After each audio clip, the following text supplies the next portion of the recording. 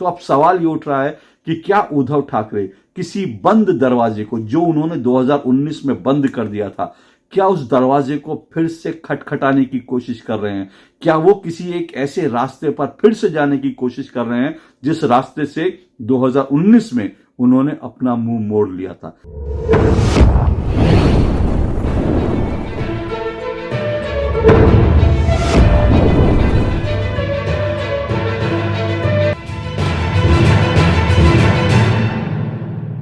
पिछले 24 घंटे से नागपुर से आई एक तस्वीर बहुत वायरल हो रही है।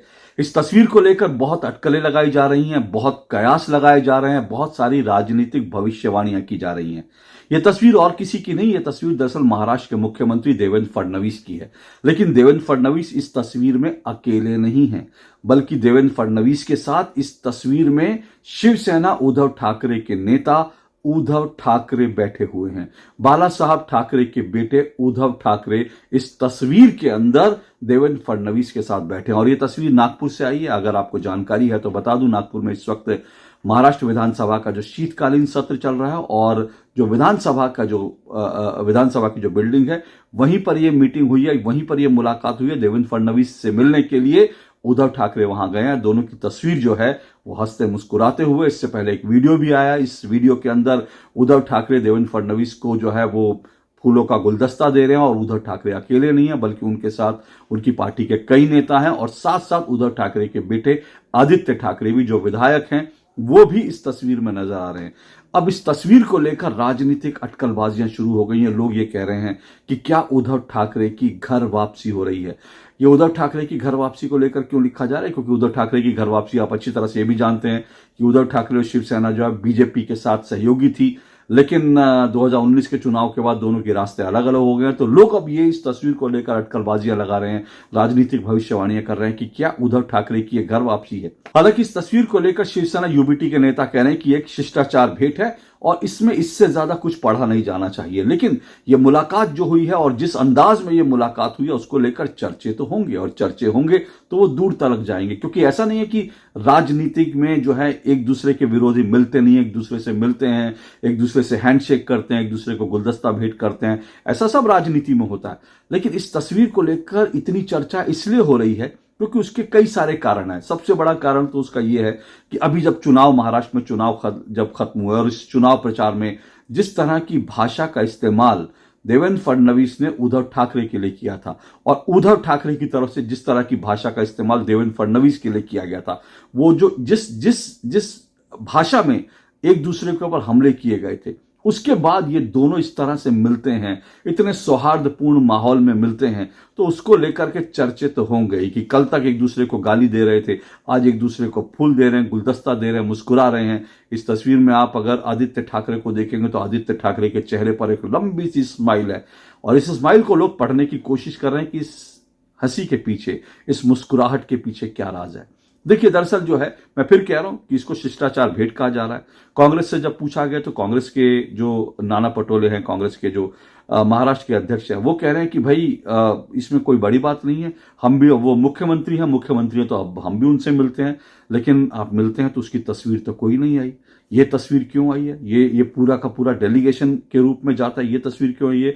नाना पटोले की तो कोई तस्वीर नहीं आई है, और दूसरी तरफ जो है अगर शरद पवार की तो कोई तस्वीर नहीं आई है, लेकिन ये तस्वीर किसकी है? ये तस्वीर जो है उद्धव ठाकरे की है। तो इसलिए इसको लेकर चर्चे होने बड़े स्वाभाविक हैं, और ये चर्चे इसलिए भी हो रहे हैं क्योंकि महाराष्ट्र विधानसभा के चुनाव ने उद्धव ठाकरे का जो घमंड है वो तोड़ दिया है।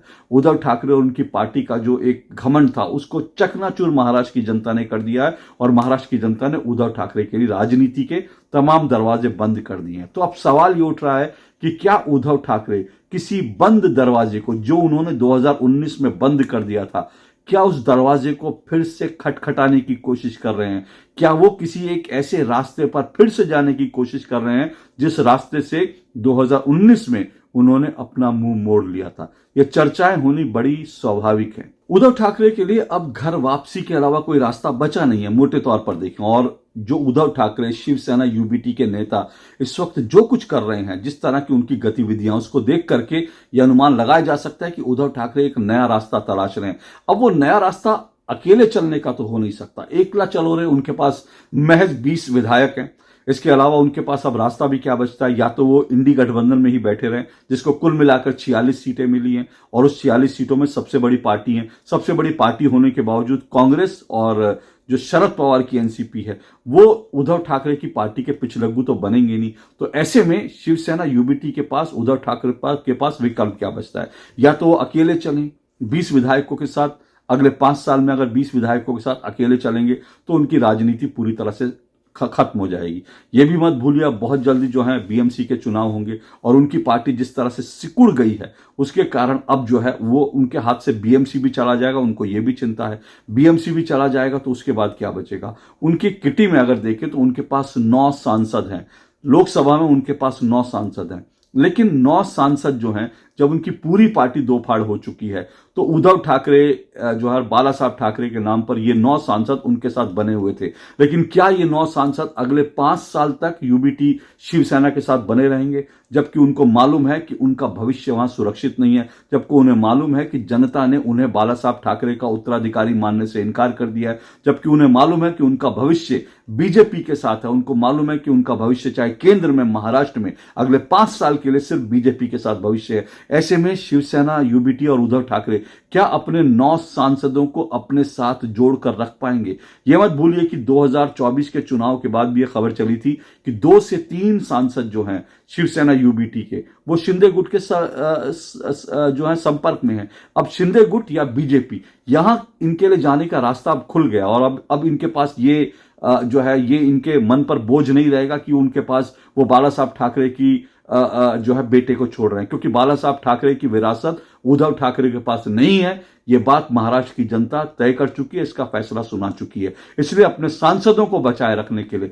न सिर्फ सांसदों को बल्कि ये भी कहूंगा अपने 20 विधायकों को बचाए रखने के लिए, अपनी पार्टी को बचाए रखने के लिए, अपनी पार्टी के तमाम नेताओं के भविष्य को बचाए रखने के लिए, अपने भविष्य को बचाए रखने के लिए, अपने बेटे के भविष्य को बचाए रखने के लिए उद्धव ठाकरे के पास अब विकल्प ज्यादा नहीं बचे हैं। इसलिए उद्धव ठाकरे की इस तस्वीर के कई मायने निकाले जा रहे हैं। अब इस तस्वीर के साथ साथ कई और कहानियां जो साथ साथ चल रही हैं, उन कहानियों को भी समझिए, क्योंकि वो कहानियां भी कुछ कुछ इशारा कर रही हैं। इस मुलाकात में क्या बात हुई, क्या मुलाकात हुई, क्या जो है चीजें डिस्कस हुई, उसको लेकर के, हालांकि ये मुलाकात 15 से 20 मिनट की थी, लेकिन इसको शिष्टाचार भेंट ही मानिए। लेकिन शिष्टाचार भेंट ही क्या किसी बड़े संकेत दे रही है भविष्य के, इसको समझिए। क्या अब इस मीटिंग के बाद दूसरी मीटिंग जल्दी होगी, इस पर सबकी निगाहें लगी हैं, क्योंकि ये सब चीजें जो हैं अगर हुई हैं तो इसके कुछ ना कुछ मायने लोग निकालेंगे, बड़ा स्वाभाविक है। मैं फिर बता दूं कि इसके साथ साथ, इस तस्वीर के साथ साथ कुछ कहानियां और चल रही हैं। नागपुर के अंदर उद्धव ठाकरे इस मुलाकात के बाद एक प्रेस कॉन्फ्रेंस करते हैं, और प्रेस कॉन्फ्रेंस करके वो केंद्र सरकार से मांग करते हैं कि वीर सावरकर को भारत रत्न दिया जाए। वो सवाल उठाते हैं, केंद्र सरकार को घेरने की कोशिश करते हैं। लेकिन ये वीर सावरकर का नाम उद्धव ठाकरे की जबान पर इतनी देर से क्यों आया? पिछले 3-1 साल से क्या आपने वीर सावरकर का नाम सुना? नहीं सुना होगा, क्योंकि उनका गठबंधन जो है, जिसमें वो राहुल गांधी के साथ हैं, जिसमें वो शरद पवार के साथ हैं, और राहुल गांधी ने वीर सावरकर को लेकर जो लाइन पकड़ रखी है, राहुल गांधी जो बार बार वीर सावरकर का अपमान करते थे, उसको लेकर के जो है वीर सावरकर को लेकर बिल्कुल खामोश थे। लेकिन 3 साल बाद इनको क्यों याद आया कि वीर सावरकर को जो है भारत रत्न मिलना चाहिए? आज वो क्यों कह रहे हैं, इसके मायने समझिए। अच्छा, वो कह रहे हैं कि वीर सावरकर को सम्मान मिलना चाहिए। उसके 2 दिन पहले राहुल गांधी संसद के अंदर खड़े होकर वीर सावरकर का फिर से अपमान करते हैं। अब तक क्या था, दोनों के बीच एक डील थी। महाराष्ट्र विधानसभा चुनाव, लोकसभा चुनाव जब तक हो रहे थे, शिवसेना, उद्धव ठाकरे और कांग्रेस के बीच एक डील थी, और डील ये थी कि राहुल गांधी वीर सावरकर के बारे में कुछ नहीं बोलेंगे। ये शिवसेना यूबीटी ने कहा था कि उससे हमारी दिक्कत हो जाती है, हमारे लिए मुश्किल हो जाती है, हमारा जो पूरा का पूरा आइडियोलॉजिकल प्लैंक है उसमें जो है बत्ती लग जाती है। इसलिए जो है उन्होंने राहुल गांधी से कहा था कि आप वीर सावरकर के बारे में मत बोलिए। राहुल गांधी कुछ खामोश थे, हालांकि बीच बीच में कुछ बयान कांग्रेस नेताओं के आ रहे थे, लेकिन राहुल गांधी मोटे तौर पर वीर सावरकर के ऊपर कुछ भी बोलने से बच रहे थे। दूसरी तरफ राहुल गांधी ने भी कहा था, कांग्रेस की तरफ से कहा गया था कि आप भी वीर सावरकर को लेकर ज्यादा बयान मत दीजिए, क्योंकि उससे जो है राहुल गांधी असहज हो जाएंगे। तो उद्धव ठाकरे भी वीर सावरकर पर नहीं बोल रहे थे, राहुल गांधी भी नहीं बोल रहे थे। लेकिन अब राहुल गांधी ने एक तरफ संसद में वीर सावरकर का अपमान करा, दूसरी तरफ जो है उद्धव ठाकरे ने साफ साफ कह दिया कि वीर सावरकर को भारत रत्न मिलना चाहिए। तो ऐसा बयान देकर वो केंद्र सरकार पर दबाव बना तो रहे हैं, लेकिन साथ साथ वो राहुल गांधी पर भी दबाव बना रहे हैं, राहुल गांधी को भी एक मैसेज देने की कोशिश कर रहे हैं। अब इस बात को समझिएगा कि राजनीति में इस तरह की मैसेजिंग जो है वो बड़ी इंपॉर्टेंट होती है और भविष्य के जो डेवलपमेंट्स होते हैं उसके संकेत देते हैं। अच्छा, एक तरफ जो है ये चीज, जैसे मैंने कहा उद्धव ठाकरे ने ये किया, अब एक और आपको बड़ा संकेत बताता हूं जो इस तस्वीर के साथ साथ चल रहा है। बीते 4-5 दिनों से आपने संजय राउत की, जो सुबह सुबह उठ के जिनको एक ज्ञान देने का उनको आदत है, सुबह सुबह उठ के एक प्रेस कॉन्फ्रेंस करना, मोदी को गाली देना, केंद्र सरकार को गाली देना, उनकी आदत में शुमार है। पिछले 4-5 दिन से आपने देखा होगा कि संजय राउत जो है वो कहीं दिख नहीं रहे हैं, वो गायब हैं। उनको सुबह उठकर जो उनको देश के नाम एक संदेश देने की जो आदत थी, वो संदेश नहीं दे रहे हैं, क्योंकि वो संदेश जो देते थे वो बड़े खतरनाक होते थे और उन संदेशों के कारण ही उद्धव ठाकरे की लुटिया डूब गई, सब कह रहे हैं। अब लेकिन जो है संजय राउत पिछले 4-5 दिनों से खामोश है, कहां छुपे बैठे हैं हम नहीं जानते, लेकिन संजय राउत खामोश है। वो भी कोई इस तरह का बयान नहीं दे रहे, कोई बड़बोला बात नहीं बोल रहे, वो केंद्र पर हमला नहीं कर रहे। हालांकि छोटे छोटे नेता जो हैं वो कुछ कुछ बोल रहे हैं, इसमें कोई दो राय नहीं, लेकिन उससे बहुत फर्क नहीं पड़ता, छोटे छोटे नेता बहुत बोलते हैं। शिवसेना के प्रवक्ता जो है, उनसे जब राहुल गांधी के एक डिबेट के अंदर राहुल गांधी के बयान के बारे में संसद पर पूछा गया, तो उन्होंने भी कहा कि राहुल गांधी बहुत बड़े नेता है, मैं क्या कहूं। तो वो उस पर कुछ कह नहीं सकते क्योंकि अभी पार्टी लाइन डिसाइड नहीं है, इसलिए कोई भी बीजेपी पर थोड़े थोड़े हमले भी करते रहेंगे, राहुल गांधी पर थोड़े थोड़े खामोश भी रहेंगे, लेकिन अंदर अंदर बहुत कुछ चल रहा है। और अंदर अंदर मैं सही कहूं तो शिवसेना यूबीटी से जो खबरें आ रही हैं, अंदर अंदर उनके विधायक, उनके जो सांसद हैं, वो घुटन महसूस कर रहे हैं, वो उस घुटन से आजाद होना चाहते हैं। अब वो खुद आजाद होंगे या उद्धव ठाकरे उनको जो है महाराष्ट्र विकास आघाड़ी से निकाल करके कहीं और ले जाएंगे और उनको आजाद कर देंगे, ये देखना इंटरेस्टिंग रहेगा। अब इसमें एक चीज और आपको बताता हूं, क्योंकि आपको जब महाराष्ट्र विकास आघाड़ी की बात हुई, एक डेवलपमेंट और है जो बड़ा इंपॉर्टेंट है। वो डेवलपमेंट ये है कि पिछले दिनों 6 दिसंबर को जब बाबरी ढांचा गिरने का दिन है, 6 दिसंबर को बाबरी ढांचा गिरा था, और आपको अच्छी तरह से ये बात मालूम है कि जो बाबरी ढांचा गिरा था, बजरंग दल, विश्व हिंदू परिषद के लोग थे उसमें, लेकिन बाला साहब ठाकरे और शिवसेना यूबीटी इस बात को लेकर बढ़ चढ़कर ये बात को लेकर कहती रही है कि हमारे शिव सैनिक थे, हमारे शिव सैनिकों को, हमारे शिव सैनिकों पर, उन शिव सैनिकों पर गर्व है जिन्होंने बाबरी ढांचा गिरा। ये बात सब कहते रहे थे, लेकिन पिछले कई 6 दिसंबर बीत गए, शिवसेना यूबीटी की तरफ से 6 दिसंबर को लेकर चुप्पी थी, कोई कुछ बोला नहीं गया, कोई बयान नहीं दिया गया। लेकिन अब मिलिंद नार्वेकर जो हैं वो शिवसेना यूबीटी के एक बड़े नेता हैं। बाकायदा 6 दिसंबर को उन्होंने एक पोस्ट की सोशल मीडिया पर, और उस पोस्ट में बाबरी ढांचे के ऊपर कार सेवक दिखाए और उन्होंने बाला साहब ठाकरे की तस्वीर लगाई, और साथ साथ उन्होंने शिवसेना के अपने नेता जो उद्धव ठाकरे की तस्वीर लगाई, अपनी तस्वीर लगाई, और उन्होंने बाला साहब ठाकरे की वो पंक्ति एक बार फिर से लिख दी जिसमें बाला साहब ठाकरे ने कहा कि मुझे शिव सैनिकों पर गर्व है कि उन्होंने बाबरी ढांचा गिराया। अब ये पोस्ट जैसे ही वायरल हुई, अब इस पोस्ट को वायरल करने का क्या मतलब है, मतलब सीधा सीधा मतलब यह है कि, और इस पोस्ट को वायरल करने का, वीर सावरकर के लिए जो है भारत रत्न मांगने का, इस सब का मतलब क्या है? इस सब का मतलब यह है कि हिंदुत्व की जिस लाइन से उद्धव ठाकरे की पार्टी जो है हट गई थी, उस उद्धव ठाकरे की पार्टी दूर हो गई थी, उस हिंदुत्व के रास्ते पर शिवसेना उद्धव ठाकरे एक बार फिर से आगे बढ़ना शुरू कर रही है। पिछले 3-4-5 साल से हिंदुत्व के रास्ते पर वो हिंदुत्व की बात करती थी, वो कहती थी हाँ हमारा हिंदुत्व ऐसा है, लेकिन बीजेपी का हिंदुत्व खराब है, आप ये सब बातें करती थी।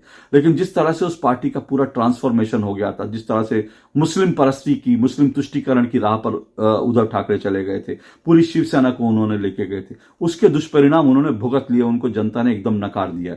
अब इसलिए जो है वो इतने समय से ना बाबरी ढांचे पे कुछ बोलते थे, ना वो जो है वीर सावरकर पे बोलते थे, अब वो वीर सावरकर पे भी बोल रहे हैं, बाबरी ढांचे पे भी बढ़ चढ़ के उनके सहयोगी बयान दे रहे हैं। तो अब जब जो है मिलिंद नार्वेकर का जब ये सोशल मीडिया पोस्ट वायरल हुआ, तो उसके बाद अबू आजमी जो समाजवादी पार्टी के महाराष्ट्र के अध्यक्ष हैं, उन्होंने सीधा सीधा कह दिया इस तरह से हम इस शिवसेना के साथ पार्टी में नहीं रहेंगे और इस शिवसेना के साथ हम यहां पर नहीं है, और हमारी जो पार्टी है समाजवादी पार्टी, वो महाराष्ट्र विकास आघाड़ी के साथ नहीं है। हम लोग दिल्ली में बैठेंगे लेकिन महाराष्ट्र में हमारा कोई गठबंधन नहीं है, और इसको लेकर के उन्होंने साफ साफ कह दिया कि ये गठबंधन अब टूट गया है। अब शिवसेना ने कहा कि भाई तुम्हें कौन पूछता है, तुम जाओ, तुम्हें रहना तो रहे, जाओ, जाना है तो जाओ। इस तरह की रिएक्शन जो है शिवसेना यूबीटी के नेताओं ने किया। तो इस सबका मायने क्या? इस सबका मायने है कि वो जो मुस्लिम प्रेम था उद्धव ठाकरे का, जो मुस्लिम तुष्टीकरण का जो उनके ऊपर मुलम्मा चढ़ा था, वो मुलम्मा उतरने लगा। क्या जनता ने उतार दिया, इसलिए जो है वो यू टर्न ले रहे हैं, एक बार फिर हिंदुत्व की बात कर रहे हैं, और उनको समझ आ रहा है कि वो जिस रास्ते पर चले गए हैं उस रास्ते पर उनके सामने विनाश है, आगे कुछ नहीं है। इसलिए जो है वो हिंदुत्व के रास्ते पर बढ़ रहे हैं, और वही रास्ता जो उनको हिंदुत्व की तरफ ले जाता है, वही रास्ता उन्हें देवेंद्र फडणवीस से मुलाकात के लिए ले गया है। और इस मुलाकात में वो जाते हैं, मुस्कुराते हुए जाते हैं, फूलों का गुलदस्ता देते हैं। फिर कह रहा हूं, वो जिस तरह से मिले हैं वो अपने आप में साधारण बात नहीं है। कुछ महीने पहले तक एक दूसरे को गाली दे रहे थे देवेंद्र फडणवीस, गाली इन द सेंस की एक दूसरे के ऊपर तीखे वार कर रहे थे देवेंद्र फडणवीस और उद्धव ठाकरे। अब इस तरह की मुलाकात हुई है, आदित्य ठाकरे साथ में हैं, फूलों की बरसात है, तो इसका मतलब कुछ ना कुछ जो है अंदर भीतर छिपे हुए जज्बात हैं। अब वो जज्बात क्या होंगे उसको लेकर हमें इंतजार करना पड़ेगा। फिर कह रहा हूं, राजनीति बड़ी जो है राजनीति की डगर बड़ी मुश्किल होती है। कुछ भी कहना अभी जल्दबाजी होगी, ये तो नहीं कह सकते कि वापस ले रहे हैं, इतना आसान भी नहीं होगा, क्योंकि बीजेपी को अब ये भी देखना है कि बीजेपी को जरूरत भी है कि नहीं है। वैसे बीजेपी को कहेंगे तो बीजेपी के लिहाज से बीजेपी को अगर 9 सांसद जो है उसके सपोर्ट में आ जाते हैं, वो 9 सांसद जो अब तक उसके विरोधी खेमे में थे, जबकि बीजेपी के वो 9 सांसद लोकसभा में उनके सपोर्ट में आ जाते हैं, तो बीजेपी को ये एक कुशन मिल जाएगा, बीजेपी के लिए एक अच्छा रहेगा।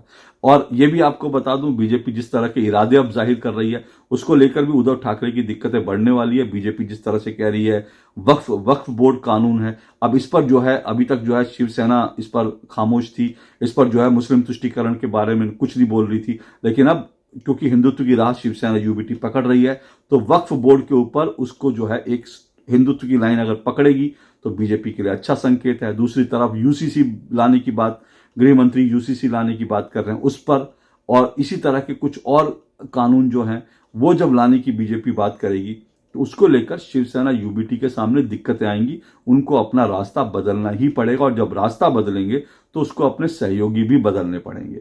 तो इस सारी डेवलपमेंट जो है, महाराष्ट्र की डेवलपमेंट बहुत इंटरेस्टिंग है, क्योंकि महाराष्ट्र के चुनाव बड़े इंटरेस्टिंग हुए हैं, महाराष्ट्र के नतीजे बड़े ऐतिहासिक हैं। इसलिए महाराष्ट्र की राजनीति में आपको अच्छी तरह से याद होगा, मैंने पहले भी कहा था, मैंने अपने वीडियो में पहले भी साफ साफ कहा था कि महाराष्ट्र का चुनाव ये सिर्फ महाराष्ट्र का चुनाव नहीं, ये राष्ट्र का चुनाव है, क्योंकि इससे देश की राजनीति पर बहुत असर पड़ेगा। और अब देखते रहिए देश की राजनीति, महाराष्ट्र की राजनीति तो बदल गई, अब धीरे धीरे देश की राजनीति में भी आप बड़े बदलाव देखेंगे। कुछ देख रहे हैं, कुछ आने वाले दिनों में देखेंगे, और उन बदलावों में क्या उद्धव ठाकरे की घर वापसी होगी ये देखना बड़ा दिलचस्प रहेगा। फिलहाल इस खबर पे हम नजर बनाए रखेंगे, आप भी नजर बनाए रखिएगा। आज के लिए इतना ही, नमस्कार।